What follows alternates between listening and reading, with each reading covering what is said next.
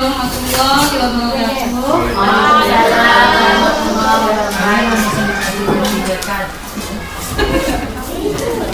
Puji syukur kami ucapkan kehadirat Allah Subhanahu wa Ta'ala, yang mana pada hari Sabtu yang berbahagia ini kami berdua calon guru penggerak angkatan 6 akan mengadakan webinar tentang budaya positif yang ada dari modul yang kami dapatkan. Dan adapun tujuan acara ini adalah pada acara ini kami selaku guru penggerak dari angkatan 6 Kota Tanjung Balai akan mengadakan aksi nyata melalui penyebaran pemahaman tentang budaya positif yang sudah kami peroleh pada kegiatan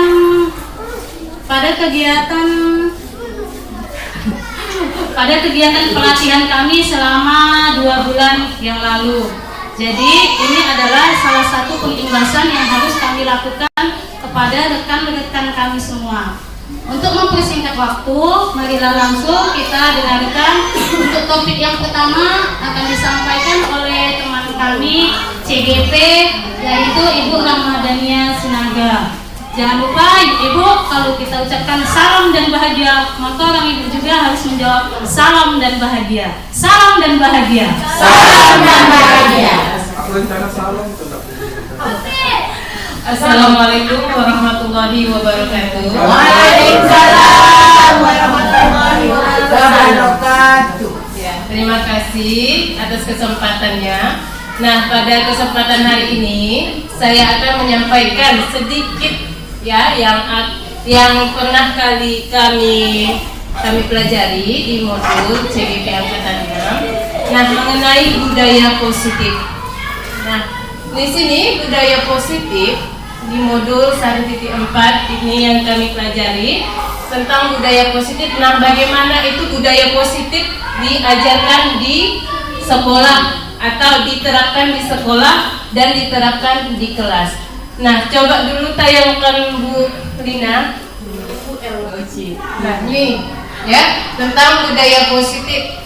Ini yang saya akan tampilkan bagaimana budaya positif yang ada di kelas dan di sekolah yang harus kita terapkan.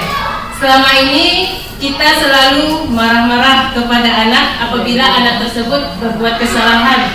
Nah, di sini yang menjadi pertanyaan saya di sini sebagai pemantik kita, sebagai rangsangan kita, yang pertama, hukuman apakah bisa mendisiplinkan anak? Apakah hukuman tersebut bisa mendisiplinkan? Nah, itu jadi pertanyaan kita. Kalau menurut saya hukuman itu memang cuma efek jerah sesaat, ya sesaat, tidak berkepanjangan, tidak berjangka panjang. Yang kedua, pemberian hukuman dengan hal positif seperti membaca dan membersihkan halaman sekolah dapatkah mendisiplinkan anak? Dan yang ketiga, memberikan penghargaan dapat meningkatkan motivasi belajar anak. Nah, untuk teman-teman menjawab pertanyaan-pertanyaan tersebut, mari kita simak video berikut ini. Ya, selamat menonton. Sambil makan-makan, sambil menonton. Salam bahagia Ibu dan Bapak guru hebat. Dalam penerapan disiplin positif restitusi, salah satu program yang dikembangkan adalah 5 posisi kontrol. 5 posisi kontrol dalam restitusi adalah proses perjalanan seorang pendidik agar dapat mengenali dirinya. Pada video kali ini, kita akan membahas tentang 5 posisi kontrol yang dikembangkan oleh Diane Gosling dan contoh penerapannya.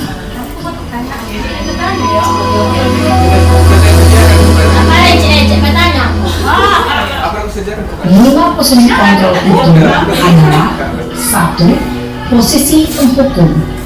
2. Posisi pembuat merasa bersalah. 3. Posisi teman. 4. Posisi pemantau atau monitor. Dan 5. Posisi manajer. Untuk lebih memahami kelima posisi tersebut, mari kita saksikan kasus Naren yang terlambat hadir 20 menit di sekolah dan melihat bagaimana kelima posisi kontrol dalam menghadapi masalah tersebut. Mau bertanya kan dijawab ya? Mau bertanya dijawab. Kalau ibu ada bertanya kan jawab. Kalau bisa begini dong. Kalau chat dulu. Kalian, Kapan kamu tunggu? sini kamu. Bagaimana soalnya? Selamat pagi Bu. Selalu terlambat. Kamu deh, pasti terlambat. Maaf Bu, saya Apa? Apa coba? Alasan kamu apa lagi? Kapan sih kamu tidak terlambat? Malas sekali ya kamu jadi anak. Dasar pemalas. Oke, lanjut Tina. Slide yang ketiga.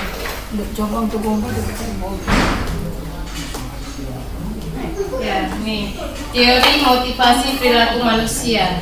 Jadi itu ada motivasi yang berasal dari luar dan ada motivasi yang berasal dari dalam.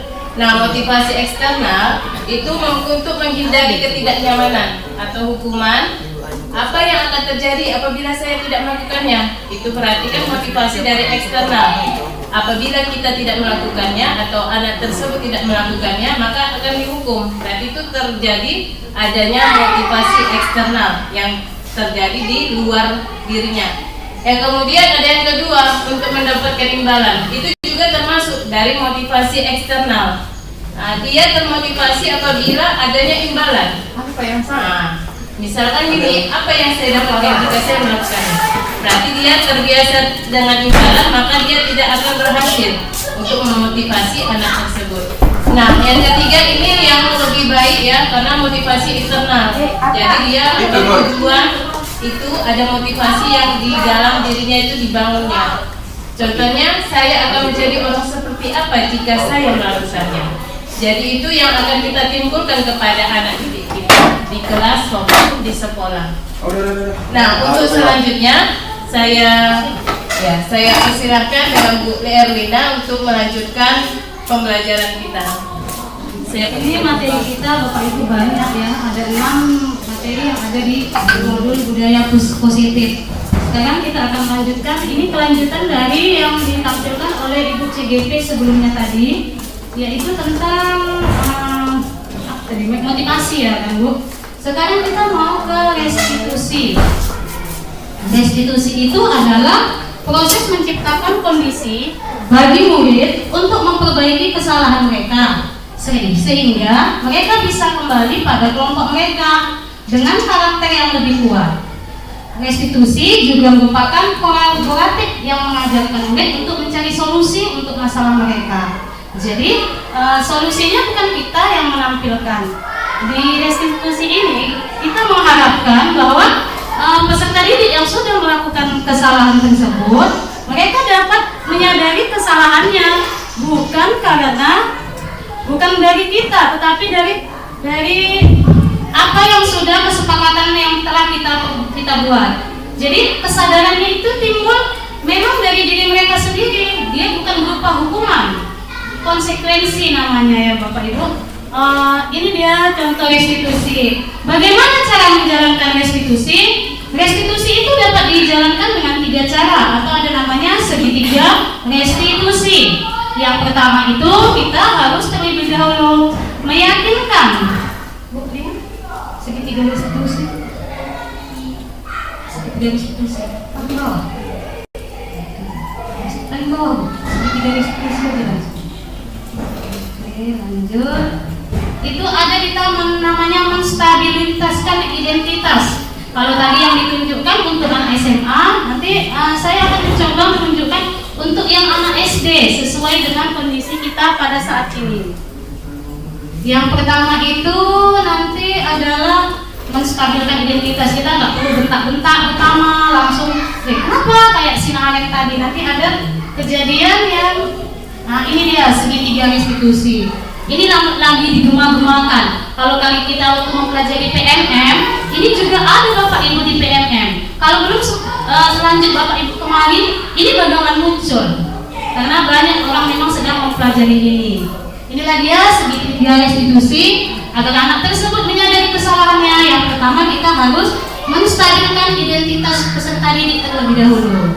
Kemudian baru kita memvalidasi kebutuhan apa yang diperlukan anak didik kita. Selanjutnya kita baru menanyakan keyakinan. Bagaimana? Tetapi sebelum menanyakan keyakinan, kita terlebih dahulu di awal semester atau di awal pembelajaran, keyakinan ini kita buat terlebih dahulu.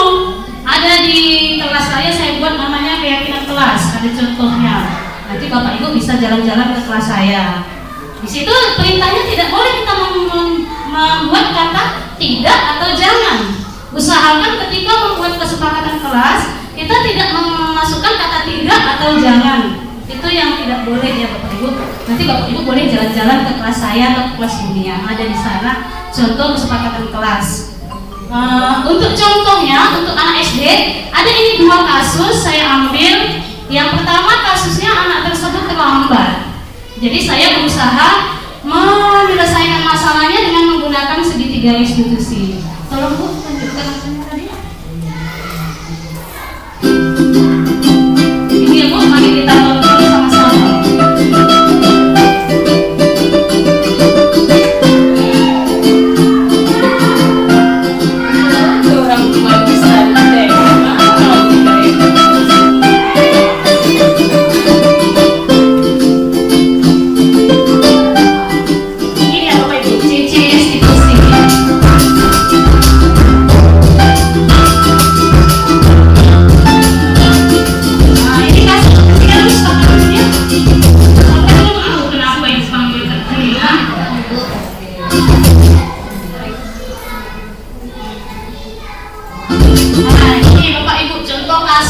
Dan penyelesaian dengan menggunakan segitiga restitusi. Kasus yang pertama kami diharuskan membuat 2 kasus, cuman kasusnya pada saat melakukan itu tidak ditampilkan. Kemudian karena yang kita topiknya adalah bagaimana cara menyelesaikan masalah tersebut, maka saya ambil. Suci tidak melaksanakan piket kelas pada saat pulang sekolah. Kita kan biasa ya kan Bapak Ibu begitu pulang sekolah, ayo nak piket gitu.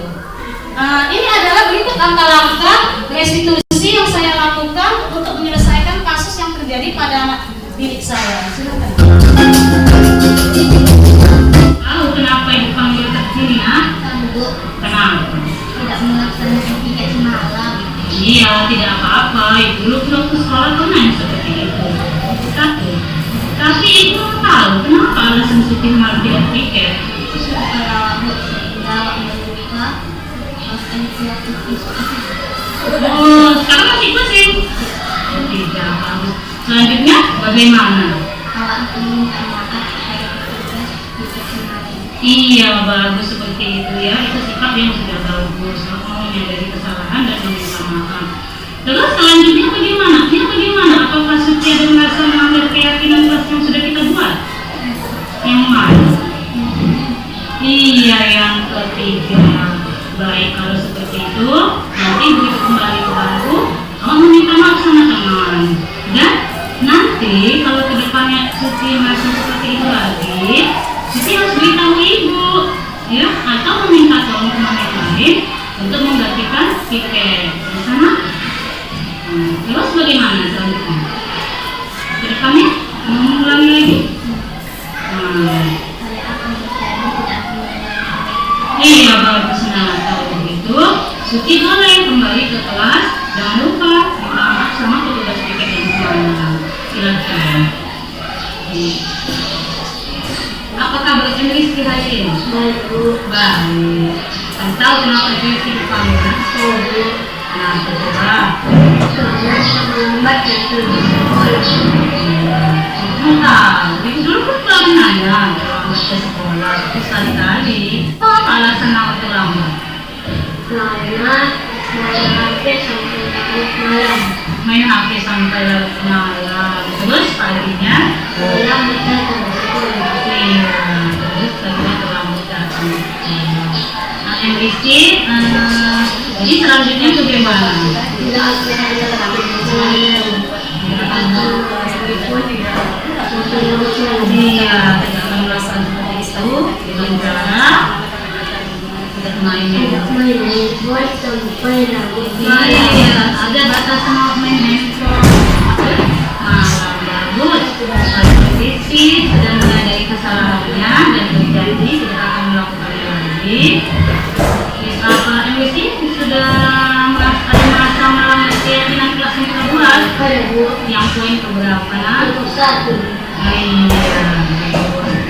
Apakah nanti akan diulang lagi?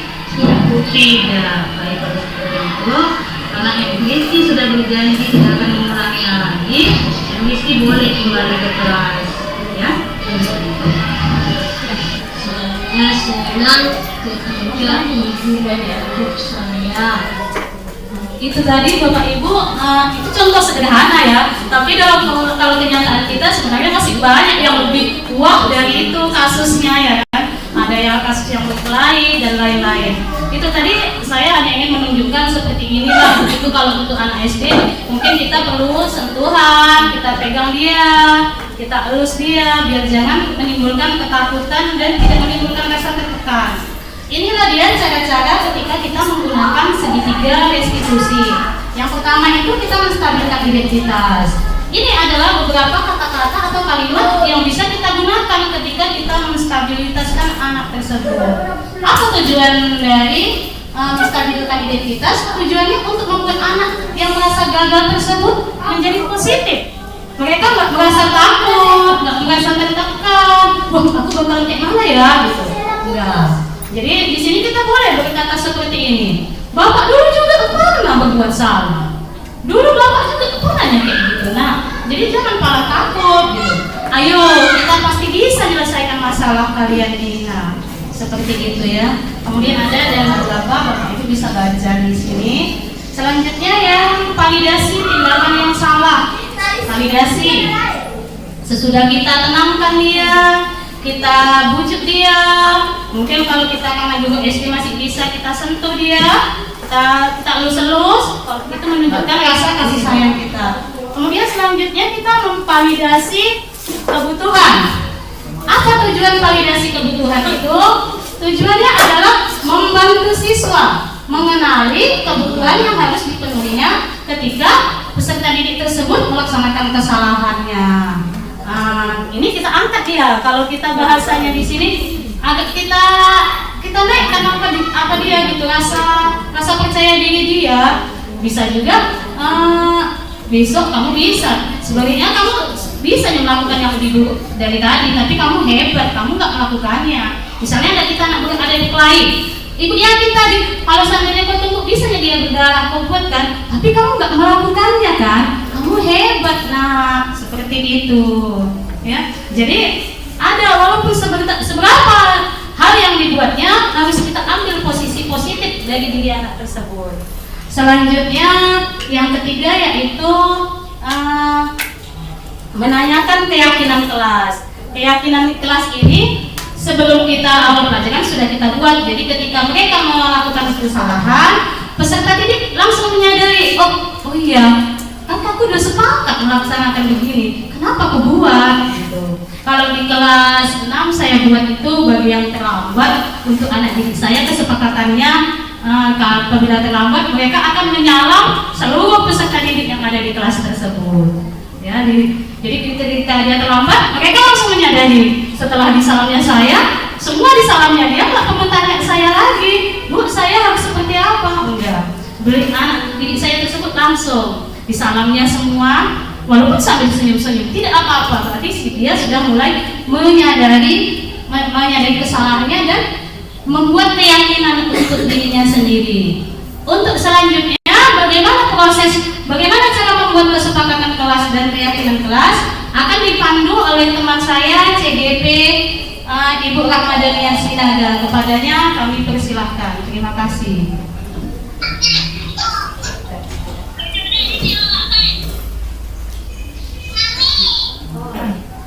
Terima kasih Bu Erlina. Nah, sekarang kita lanjut ke pembahasan bagaimana cara membuat keyakinan kelas itu dari kesepakatan kelas. Nah, di sini sebelum itu kita harus mengetahui apa itu hukuman dan apa itu konsekuensi. Ya, ini aja ya Bu. Nah, jadi kita harus tahu dulu apa itu hukuman dan apa itu konsekuensi. Jadi kalau hukuman itu sesuatu yang menyakitkan bagi anak. Ya, hukuman itu adalah hal sesuatu yang menyakitkan bagi anak. Kemudian membuat anak sakit, ya fisik maupun hatinya untuk jangka waktu yang lama, maupun dia mau mendendam, ya kan. Kemudian anak itu membenci disiplin, benci dia tentang disiplin. Kemudian dia selalu merasa dipaksa. Kemudian mendorong anak menyakiti dirinya sendiri, dan konsep dirinya itu berarti dia itu buruk sekali. Anak belajar untuk menyembunyikan kesalahan, marah, rasa bersalah, dipermalukan, bahkan merasa tidak dihargai. Jadi kalau konsekuensi itu sesuatu yang harus terjadi, memang harus kita laksanakan, itu dia. Membuat anak merasa tidak nyaman dalam jangka waktu pendek, bukan panjang. Anak menghargai disiplin, stimulus selalu dihargainya ya, mendorong anak agar mudah menyesuaikan diri, konsep diri yang baik, anak belajar untuk mematuhi peraturan, dan kehilangan hak dibuat tidak nyaman, diasingkan untuk sementara. Nah, itulah hukuman dan konsekuensi. Jadi beda ya, beda sekali antara hukuman dan konsekuensi. Nah, setelah itu, nah di sini arti dari hukuman dan disiplin ya, konsekuensi dan restitusi. Jadi kalau di sini hukumannya yang menyakitkan, maka di sini konsekuensinya memang harus terjadi seperti itu. Tetapi restitusi ini kita membuat anak itu memilih.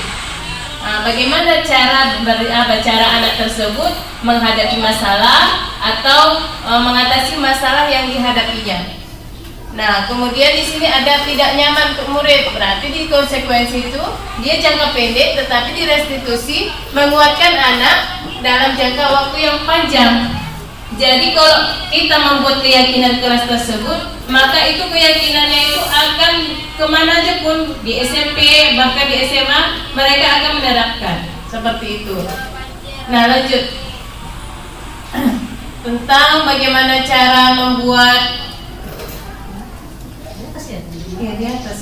cara membuat keyakinan atau perbedaan peraturan ya. Ini contohnya. Contoh kalimatnya ya di sini, peraturan apa itu keyakinan kelas. Nah, kalau peraturan kita kan selalu membuat peraturan, kembalikan buku ke tempatnya. Nah, itu kan peraturan ya. Kembalikanlah buku ke tempatnya. Itu kata-kata dari peraturan. Nah, tetapi kalau kata-kata dari keyakinan kelas itu satu poin aja, jadi dia tanggung jawab. Jadi segala bentuk hal tanggung jawab itu menjadi keyakinan kelas. Baik tadi kata Ibu Erlina tadi mengenai tidak piket, itu juga tanggung jawab.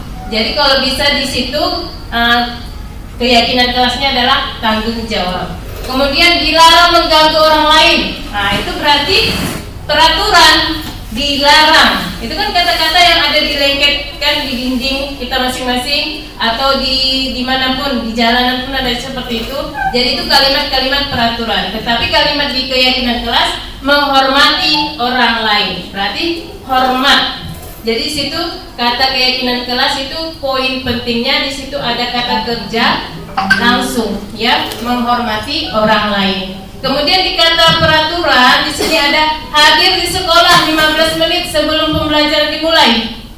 Jadi keyakinan kelas kalimatnya adalah menghormati orang lain dan berkomitmen. Yang keempat di sini dilarang melakukan kekerasan. Jadi di sana keyakinan kelasnya menghormati orang lain dalam hal keselamatan.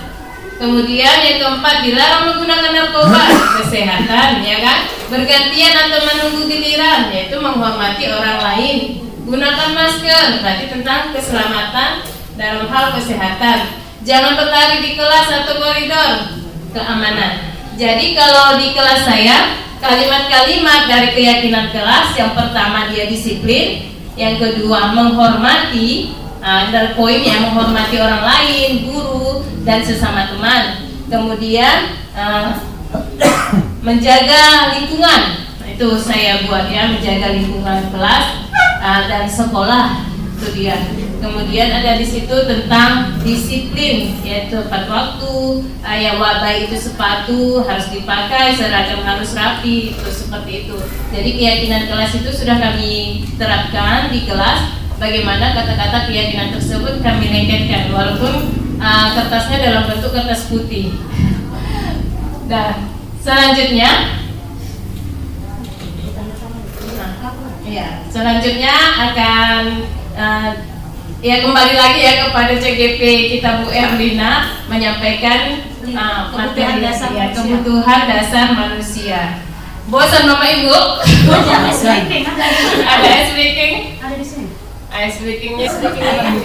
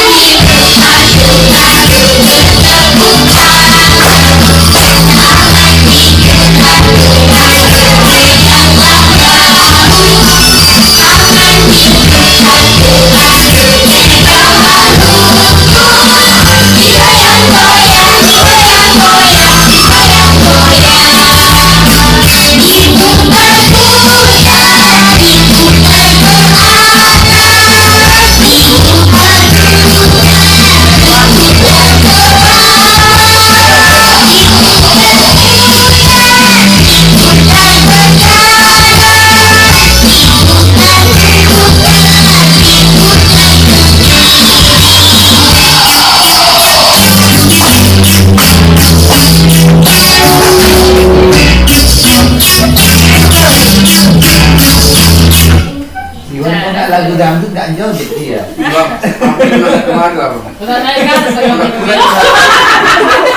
Seperti biasa dia Pak Iwan, kediping dia. Terima kasih Bapak Ibu, ice breakingnya menarik ya. Kita lanjutkan ke materi kita selanjutnya, yaitu tentang kebutuhan dasar manusia. Ini modulnya memang padat merayap Bapak Ibu. Beginilah yang kami lalui setiap hari. Kebutuhan dasar manusia. Kebutuhan dasar manusia ini bagaimanapun dari anak kecil sampai orang dewasa, kita juga sama kebutuhan dasarnya. Itu yang pertama, kita mau pastinya bertahan hidup ya kan Bapak Ibu. Kita mau bertahan hidup. Kemudian kita butuh kasih sayang dan rasa diterima. Capek butuh aja. Ya, yang ketiga kita butuh penguasaan atau kemampuan. Yang keempat kebebasan. Kita pasti butuh akan pilihan. Dan yang kelima adalah kita pasti butuh kesenangan. Ini siapapun dia, mulai dari peserta didik kita maupun kita sendiri, pasti kita membutuhkan ini kebutuhan dasar manusia. Misalnya ada kasus misalnya si Doni, dia pada saat sekolah dia mengambil bekal temannya. Kalau kita biasa mengambil jajan temannya, itu ada beberapa hal yang mendasari dia melakukan hal tersebut. Berarti Doni pada saat itu butuh kesenangan. Apa intinya Bapak Ibu? Sebagai pendidik kita harus menyadari pada saat kapan anak tersebut dia butuh yang mana? Butuh yang mana dari kita? Apakah dia butuh kasih sayang? Boleh kita penuhinya. Kemudian apakah dia butuh penguasaan? Butuh rasa diterima, butuh kebebasan. Maka sebagai seorang pendidik, Bapak Ibu, kita harus jeli memilihnya. Mudah-mudahan kita bisa memenuhi kebutuhan dasar yang dibutuhkan oleh peserta didik kita. Demikian saya kembalikan kepada CGT kita selanjutnya. Ya, demikianlah pembahasan kita hari ini. Nah, dari sekarang kita masuk ke sesi tanya. Jadi di sini saya buka untuk sesi pertama itu 3 penanya. Nah, Bapak Ibu boleh bertanya. Mungkin ada permasalahan di kelas mau ditanyakan sama Bu Erlina. Bagaimana Bu? Kita ini sepertinya sama ini Bu, masalah kita. Tapi saya belum selesai ini, belum bisa menyelesaikan masalah. Seperti itu. Pak Iwan. Bu Erlina bertanya. Ya, Bu Erlin. Kesempatan sama saya untuk bertanya. Ya Bu, saya guru kelas 3. Saya mau bertanya, saya tuh sering menghadapi kasus di kelas tentang perkelahian anak-anak. Dan gimana Bu ya cara menyelesaikannya agar anak itu sadar dan tak berkelahi lagi? Agak-agak stres saya Bu. Itu pertanyaan saya, terima kasih Bu. Ibu ya. Ini sedikit lagi.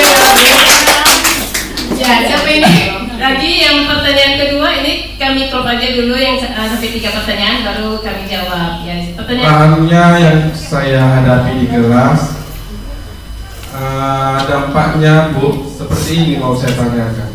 Kenapa bisa murid saya dengan ucapan atau sampaian yang saya sampaikan kepada anak dengan memberi bahan, hanya mengerjakan tugas seperti ini, anak bisa diam tanpa kedengaran suara sama sekali. Itu permasalahannya apa? Apakah itu suatu ancaman bagi guru untuk terhadap anak, ataukah itu memang sudah tertibnya atau disiplinnya yang terjadi pada peserta didik? Sekian dan terima kasih. Assalamualaikum warahmatullahi wabarakatuh. 2 atau 3? Ada lagi yang mau bertanya? Ada lagi yang mau bertanya? Enggak sampai pula kebuka harus kebuka Bu. Ada dia tuh benar. Assalamualaikum.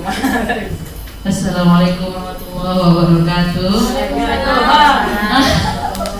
Saya di sini sebagai guru kelas 1 ingin bertanya, ada kasus anak saya yang selalu tidak hadir, bukan selalu, hampir 1 bulan itu paling dia hadir 4 kali. Sementara saya sudah menghubungi orang tuanya dan sudah memperingatkannya, sudah memberitahu apa konsekuensi bagi anak ini jika sering tidak masuk. Itu belum. Tapi ternyata tidak jerah. Nanti jam 11 tunggu Ibu ya. Tak jerah sampai sekarang, ketidakhadiran itu terus berulang. Sampai-sampai saya pun sudah tidak bisa lagi bilang ke orang tuanya. Karena saking seringnya dia tak datang, anak itu pun sudah saya bilang, tapi itu tak juga dilakukan. Saya mohon pencerahannya Bapak Ibu CGP, Bapak Ibu CGP. Terima kasih. Assalamualaikum warahmatullahi wabarakatuh. Siapa yang kakak? Oh, Ibu Ji. Terima kasih atas kesempatannya. Terima kasih juga untuk pertanyaan-pertanyaan Bapak Ibu. Nah, kami CGT di sini bukan bermaksud mengajari Bapak Ibu, karena saya yakin Bapak Ibu semua sudah ahli dalam hal seperti ini. Jalan Bapak jawab. Cuma kami hanya ingin menyampaikan pendapat kami dari modul-modul yang sudah kami pelajari. Saya ingin mengajari limau berduri karena kita semua sama-sama sudah dulu. Kemudian untuk masalah yang pertama yang telah disampaikan oleh Ibu Erlin, anak kelas 3 katanya murid Ibu Erlin sering terjadi kasus ya, beberapa kasus. Memang kita juga sering curhat di sini ya kan Bapak Ibu. Kadang kasus-kasus anak ini memang alhamdulillah menyita waktu dan perhatian. Apalagi kita di guru SD ini nggak ada guru BK ya kan, jadi kita lah wali kelas yang menangani masalah yang terjadi pada anak didik kita. Bahkan kadang waktu istirahat kita pun nggak bisa istirahat kita ketika anak didik tersebut melakukan permasalahan. Ibu tadi pertanyaannya, bagaimana cara mengatasi anak yang selalu berkelahi, Bu? bagaimana cara mengatasi anak yang selalu berkelahi? Sebelumnya entah ada Bapak Ibu yang ingin menanggapinya terlebih dahulu, tidak apa-apa. Ada yang punya ide atau gagasan? Oh, kalau saya selalu begini, berkelahi entah ada pula yang mau, silakan. Biar jangan terjadi satu apa ya kan? Jadi kita diskusi aja, diskusi biar enak. Bagaimana Bu Ade? Bagaimana kalau anaknya sering berkelahi kalau di kelas? Adakah kiat-kiat tersendiri yang Bu Ade lakukan selama ini? Oke, paling mendamaikan. Buci. Ini Buci juga guru lama ini. Bagaimana Buci? Bagaimana caranya kiat khusus supaya anak-anak kita jangan sering melakukan permasalahan, berkelahi lah fokusnya ini. Aku tanyakan Bu Lina tadi. 3 pertanyaan sesi berikutnya. Bu Putri, ada yang mau nggak? Oke, selanjutnya kalau menurut kami seperti ini. Sebelumnya kita kan memang selama ini kesepakatan atau keyakinan kelas kita kan memang tidak tertulis. Ketika kita memasuki pembelajaran, kita belum ada melakukan kesepakatan kelas atau keyakinan kelas yang tertulis. Iya kan Bapak Ibu?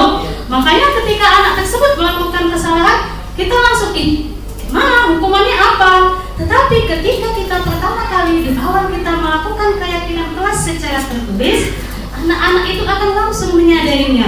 Oh, aku melakukan ini. Iya kan Bu? Maka aku tadi berkelahi Bu. Namanya kamu tidak melakukan Bu. Apa konsekuensinya? Yang ini kan Bu. Anak-anak itu langsung seperti itu Bu. Walaupun dia kelas 3, karena keyakinan kelas tersebut ditempel oleh baik. Atau kita ucapkan, kita kasih tahu, kita kasih pengarahan, mungkin lama-lama menyadari. Kemudian mungkin ada kebutuhan dasar peserta didik kita yang belum terpenuhi. Kebutuhan dasar manusia ini kan ada 5. Mungkin di rumah tidak terpenuhi. Jadi dia berusaha mendapatkannya dari sekolah. Karena kan murid kita kan banyak, bukan hanya masalah Bu Erin aja. Anak saya juga begitu. Kebutuhan dasarnya di rumah kemungkinan tidak terpenuhi. Makanya dia mengharapkan kebutuhan dasar sebagai manusianya itu kita berikan di sekolah ini. Dia ingin merasa dihargai oleh temannya, misalnya kan sering, kau pula udah anak kau buatkan aku. Begitulah kalau bahasa kita Tanjung Balai anak-anak. Kau pula kau marah-marahi aku. Yang sedihnya Bu, di kelas saya ini, Ibu udah di rumah aku dimarah-marahi omakku, di sini aku dimarah-marahi kawanku pula. Berarti kan itu ada kebutuhan dasar kasih sayang tidak bisa diterima dia di lingkungan rumahnya. Demikian Bapak Ibu. Jadi itulah tadi, kalau ingin kepuasan jawaban saya tidak bisa memberikan kepuasan jawaban kepada Bapak Ibu. Tetapi kalau itu menurut itulah ilmu yang saya pelajari dari modul ini. Terima kasih Bapak Ibu. Apakah ada yang ingin disampaikan kembali? Silahkan. Udah pas. Selesai terima Bu Erin. Jadi kesimpulannya apa? Kesimpulannya kita harus mengetahui terlebih dahulu kebutuhan apa yang ingin Tadi kan pertanyaannya kan supaya menimbulkan efek jerah jangan berkelahi lagi kan kayak gitu. Iya, harus kita terapkan dulu keyakinan kelas. Jadi itu motivasi diri anak tersebut dikembangkan dulu. Sehingga nanti kalau berkelahi tidak akan mereka mengulangi lagi seperti itu. Keyakinan kelas ini kita buat dulu Pak, bentuk tertulis. Apabila saya berkelahi, itu menimbulkan kesadaran Pak. Kesadaran orang ini kan memang payah ditimbulkan Pak. Kelas-kelasnya Pak aja lah Bu. Iya memang, apalagi kelas 1 kan Berlin. Iya, malah buku kesadaran juga begitu. Iya, kesadaran memang apa kesadaran. Sama-sama. Jadi kalau kelas 1 itu harus kita dari kelas 1 Macam apa? Apakah Ini Pak, kenapa ya Pak? Secara tak sengaja kadang-kadang kan. Jadi kalau kalau saya ada yang berkelahi, berulang kali saya suruh minta maaf. Tapi mungkin karena sudah nampak kebiasaan, sebelum saya maafkan memang orang tuh ada berkelahi dan minta maaf ya. Nah, itu dia. Itu penyerapan udah biasa, sudah biasa tanpa orang tuh. Jadi tanpa dia bukan orang tuh, orang tuh minta maaf ya sama kawannya. Itu contoh penerapan keyakinan kelas dari kelas 1 karena kelas 1 ya Bu, tidak. Mau buka awak garam ya. Berarti kebetulan saya Pak Iwan tadi. Daripada pakai dipunya sekarang kan. Iya, memang sebenarnya yang kita hadapi di lapangan itu tidak seperti yang tidak sesuai ekspektasi. Kita bisa Apa seperti yang ini, kita baca, apa yang kita alami itu kadang bertolak belakang. Di kelas Pak Iwan yang pula. Iya. Kita boleh menanyakan asik ya. Tunggu dulu. Kita Kita jawab dulu pertanyaan Pak Iwan. Ini bisa menanyakan sumber ini. Ini untuk kelas rendah. Oh, kelas rendah ya. Ini pertanyaan Pak Iwan tadi, maaf ya Pak Iwan, saya lupa tadi mengenai Pak Iwan membuat tugas seperti itu ya Pak Iwan. Iya. Nah, membuat tugas, tetapi harus diam. Pak Iwan mengatakan seperti itu. Ya, kerjakan tugas tak boleh ribut seperti itulah. Kita santai di luar makan kayak saat. Seperti itu berarti Bapak udah mengunci kebutuhan dasar anak yaitu pertama itu dia kebebasan, itulah dia kebebasan. Berarti anak itu udah dikunci kebebasan dengan Pak Iwan. Harus diam. Sehingga nanti kalau misalkan ada guru lain yang masuk di kelas Pak Iwan, ketepatan Pak Iwan tidak hadir, mereka pun nanti jadi kupu-kupu Pak Iwan. Untung siang. Malam takut juga. Jadi Pak Iwan mulai sekarang Punang-punang Pak Iwan. yang nyanyi nanti malam kan di kupu-kupu malam gawat itu Pak Iwan. Jadi Pak Iwan dari sekarang jangan kayak gitu lagi Pak Iwan. Nanti guru lain nanti masuk jadi kupu-kupu pula anak murid Pak Iwan itu. Apalagi ini nanti Pak Iwan sibuk menulis surat yang lain macam. Iya. Lagi buka apa? Jadi ini maksudnya di sini tadi kebebasan itu yang Bapak uji. Jadi jangan lagi ada kita buat seperti itu. Maksudnya kebebasannya itu, kebebasan itu dikekang ya seperti itu. Nah selanjutnya pertanyaan ketiga ini anak kelas 1 ya kan Bu Ade itu tidak hadir. Jangan nangis. Kemudian ini Bu, oke. Selesai. Belum selesai. Ini. Nah, seperti yang Ibu sampaikan tadi, oke, bisalah saya terima poinnya. Formalitas ya. Bisa saya terima poinnya. Kemudian, seperti yang Ibu Ade tadi katakan tadi, itu ada kesadaran. Solusinya lah ya. Karena melihat gurunya tidak Iya. begitu galak. Gurunya lah. Gurunya Oke. biasa aja, tapi kenapa bisa Iya, galak? gurunya biasa saja. Kemudian diberi tugas oleh guru, peserta didik tersebut, mereka langsung tenang, adem gitu kan. Anteng. Nah, padahal kalau disebutkan, mereka itu gimana ya disebutkan, jarang belajar gitu, hanya untuk saling menyalin. Kan seperti Yang mana itu kan. itu? Oh, kelas 5. Ya, kan kelas 5. Kan saya kan permasalahan di saya seperti itu kan Bu. Apa? Pula ibu itu di sini. PGP. CGP. Ya, CGP. Nah, itu permasalahan. Asal dalam CPT ya Pak. Iya Pak. Iya, saya menangkap apa Pak yang Bapak maksudkan. Ya, memang antara anak itu memang beda-beda ya kan Pak. Ada memang anak tersebut lingkungannya memang bagus. Tapi saya sama memang hampir semua orang. Iya, hampir semua ya kan Bu Ade. Apapun yang diarahkan gurunya langsung ya kan dia. Dan bahkan guru-guru kalau bisa memiliki siswanya seperti itu. Iya, seperti itu. Ini makanya jadi favorit juga itu. Makanya Apa? Ini pertanyaan apanya Bu? Apakah gurunya tersebut sudah berhasil gitu? karena terbukti juga masuk pun kami di lokal Ibu R tuh begitu juga anaknya. Ibu El udah itu juga. Apakah nama memang Bu R bisa kerja Bu R. belum Bu? Apakah memang yang namanya Lina.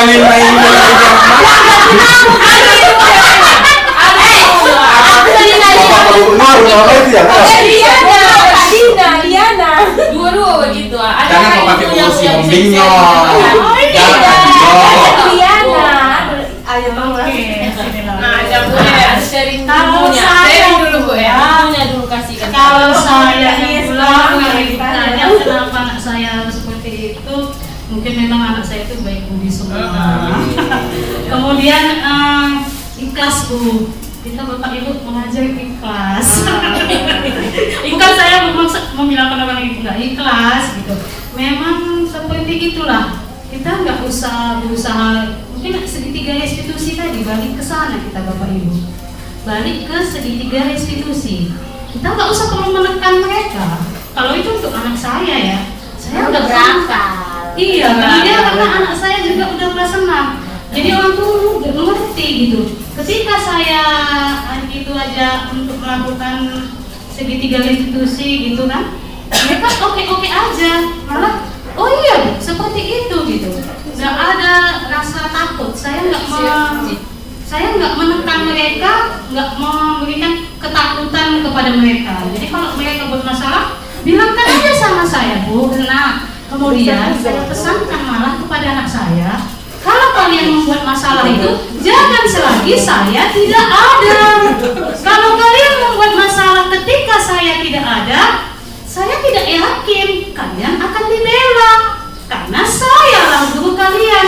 Tanggung jawab kalian di sekolah itu tanggung jawab saya. Selagi kau di sekolah ini, di kelas 6 ini saya gurunya, maka saya lah menanggung jawabnya. Maka kenapa saya pergi kok saya nggak di tempat mereka dia? Mungkin mereka itu masuk kepada mereka. Oh iya, ketika itu nggak ada, saya melakukan kesalahan. Siapa yang mau ngapain saya? Ibu-ibu yang lain kan punya tanggung jawabnya masing-masing. Kita nggak punya guru BK gitu kan. Kemudian mungkin itulah yang menyebabkan mereka seperti itu. Kalau kemudian kan yang orang Bapak Ibu bilang ini mungkin memang anaknya sudah tinggi. Mereka sudah pada tahap pemikiran yang sudah mulai matang. Jadi dengan kata-kata saja paham ya kan Bapak Ibu. Saya rasa seperti itu.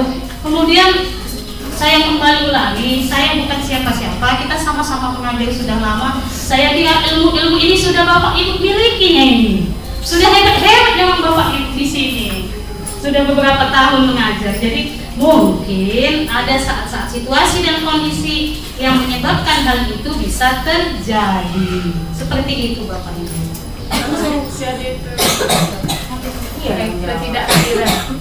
Saya kembalikan ke Bu CGP Rahmadania. Saya mau tanya lagi. Apakah betul memang untuk anak-anak yang sudah masuk kurikulum merdeka yang tak boleh tinggal? Iya. The fix. Ayo. Itulah masalahnya kan. Ada konsekuensi sama orang aja. Jadi Bu Ade, saya coba menjawab. Ini memang sharing lah kita ya kan, bukan mengajari, bukan berenang ya kan namanya kan. Mengenai kehadiran, ini udah pernah Ibu Ade datang di rumahnya, kemudian udah berbicara kepada orang tuanya, sudah. Anaknya bagaimana? Anaknya sudah saya bilang juga nggak masuk telinga kirinya, keluar telinga kanannya. Biasanya nggak datang lagi. Ini saya bilang besok tetap mending Bu Ade masuk telinga kiri, kan ini masuk kiri. Aman tak orang Puasa. Iya, biasanya kalau anak kelas 1 ya kan Ibu Bapak, itu pastinya itu yang mengurusnya itu orang tua, bukan anaknya sendiri. Kecuali kalau sana ya kan, kalau kelas sana kan mungkin ada kesadarannya, kesadarannya kan. Tapi kalau kelas 1 kan masih diurus sama orang tuanya, bahkan memandikan kadang ya kan.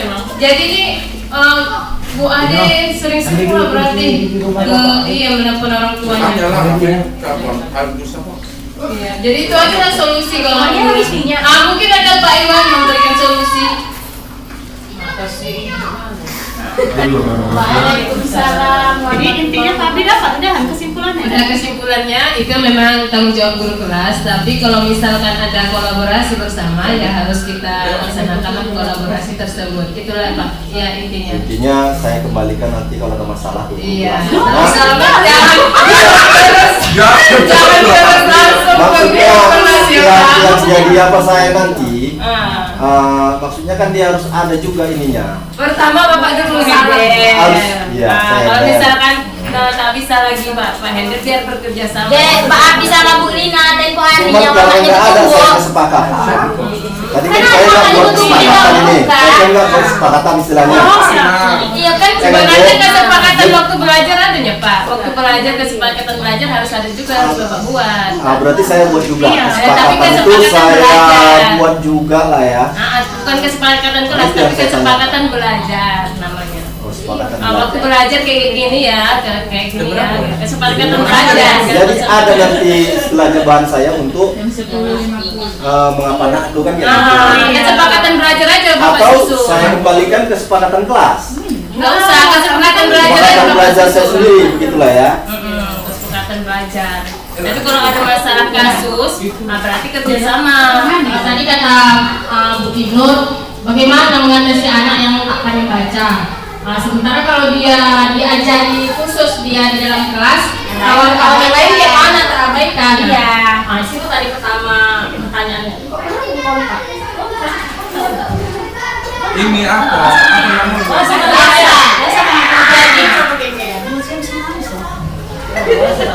Jadi menurut saya, ya kan? Menurut saya biasanya dari kelas rendah itu kelas 1, kelas 2 itu kan cepat pulang. Coba diadakan anak yang kurang tadi remedial dengan cara yang lain udah pulang. Coba dulu anak yang 2 orang atau 3 orang tadi masalah itu kita ajari sendiri. Karena kalau kita mengajari rame-rame, anak yang lain itu tertinggal. Nah, jadi kalau ada seperti itu kurang juga lagi, kita serahkan sama orang tuanya. Mungkin itu yang dapat saya sampaikan dari saya. Bagaimana Bu? Iya. Sudah cukup. Sudah cukup Bapak Ibu kesimpulannya. Jadi tadi untuk peserta didik bagi yang kelas 1 tadi ada anak yang belum tahu membaca, memang tugas kita Iya, lah. kunci tadi agak panjang sih itu. Kemudian ini lagi Bapak Ibu, sebenarnya itu nanti ujung-ujungnya ada nanti pembelajaran berdiferensiasi namanya. Sesudah modul ini kita akan mempelajari bagaimana itu pembelajaran berdiferensiasi. Itulah salah satunya bagaimana caranya solusi dari yang kita hadapi. Saya kasih sedikit apalah yang namanya selingan. Pembelajaran diferensiasi itu pelajaran yang berbeda dia. Materinya kita mempersiapkan materinya sama, kita mempersiapkan banyak bahan yang berbeda. Jadi ada anak itu yang memang hobi, yang memang dia audiovisual, dia sukanya menonton, maka dia akan lebih tertarik ketika kita dulunya ngajari dengan menonton. Ada juga peserta didik itu yang suka dia dengan mendengar, hanya dengan mendengar dia paham. Jadi seperti itu nanti dipelajari di selanjutnya. Jadi untuk yang kelas 1 tadi itu juga sudah bagus videonya dari kunci, bahwasanya kita sediakan waktu. Kemudian kita coba sama-sama, ini juga ilmu. Bagaimana kalau kita membuat selama ini model kita kan dikte gitu kan. Entah Bapak Ibu sediakan video dari handphone. Coba nak, lihat ini anak-anak belajar huruf A seperti ini dari video. Hanya untuk dia pada waktu yang istimewa tadi. Karena kan pada waktu yang rame kita klasikal. Kemudian kita berikan waktu yang istimewa. Di waktu yang rame-rame tadi kan dia nggak paham. Karena kita hanya gunakan satu model. Otomatis pada saat yang rame-rame kita kan menggunakan satu model yang selama ini Bapak Ibu kan. Kalau yang ceramah ya ceramah semua. Kalau kita ajari ya kita ajari gitu kan. Coba dia dengan menggunakan media yang lain. Ini loh nak, dengan video gitu. Entah tertarik dia, bisa dia kemudian. Seperti itu Bapak Ibu. Saya tutup saja. Demikian tadi hasil diskusi kita. Saya kembalikan ke Ibu Rahmadania. Terima kasih. Jadi kesimpulannya hari ini kita sudah mendapatkan solusi dari masalah kita masing-masing yang timbul di kelas, ya kan? Mengenai pembelajaran diferensiasi itu kalau memang mau dipelajari itu juga ada di di BMM ya, bagaimana mendiferensiasi pembelajaran yang berbeda-beda. Nah, kami CGP Angkatan 6, saya Ramadhania Sinaga dan Ibu Erlina SPD. Sekian dari kami dan kami akhiri ya. Ya, mohon maaf apabila ada di sini kurangnya kenyamanan dalam hal makanan, dalam hal minuman, maupun tutur kata kami ataupun jawaban kami yang kurang pas. Ya, kami mohon maaf dan kami akhiri. Wassalamualaikum warahmatullahi wabarakatuh.